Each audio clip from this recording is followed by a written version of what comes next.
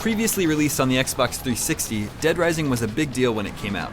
When we first laid eyes on it, we all said, wow, here's a truly next-gen experience.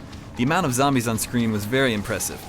Well, it's been 2.5 years since the original release, and we now have Dead Rising on less powerful hardware and, not surprisingly, there are much fewer zombies. Thankfully though, a lot of the fun is still intact. The general setup of Dead Rising is this. You play as photojournalist Frank West, and you're trapped in a mall with a horde of hungry zombies. You'll need to unravel the mystery of the zombie outbreak and rescue survivors waiting around the shopping center. The story is completely nonsensical. There are elements here that are just too much of a stretch, even for video game logic. A lot of the bosses are human characters that can inexplicably take hundreds of bullets to the chest before finally dying.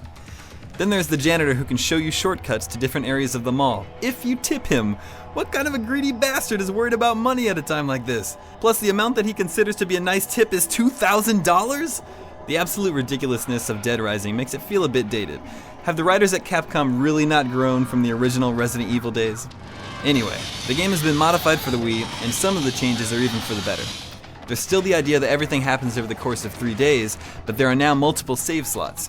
If you missed something in the 360 version and the day ended, then there was no way you could redo some of those events because you only had one save file. This is finally fixed, and the game is better for it.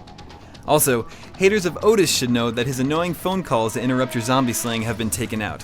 That's what you get for being annoying, Otis! One of the more baffling changes is that the whole photography element has been taken out of the game.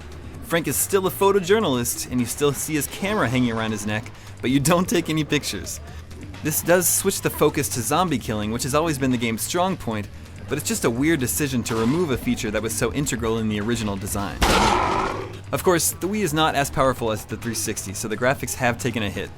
There are only a few zombies on screen, and they often pop in when they're just a few feet away. The levels are sparser, and there are a lot of times when it doesn't seem like the zombies feel like attacking you. This is a problem.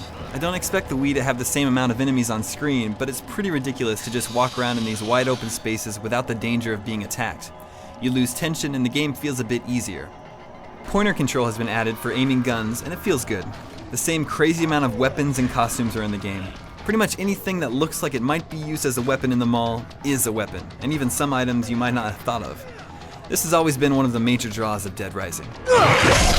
So despite presentation issues, the core gameplay is still fun. It's a very addictive premise. The mall is your zombie-killing playground. Capcom did cut a lot of corners, but fans of shooting zombies will still have fun with it. And chances are, if you like video games, you like shooting zombies. For the full written review, head over to IGN.com.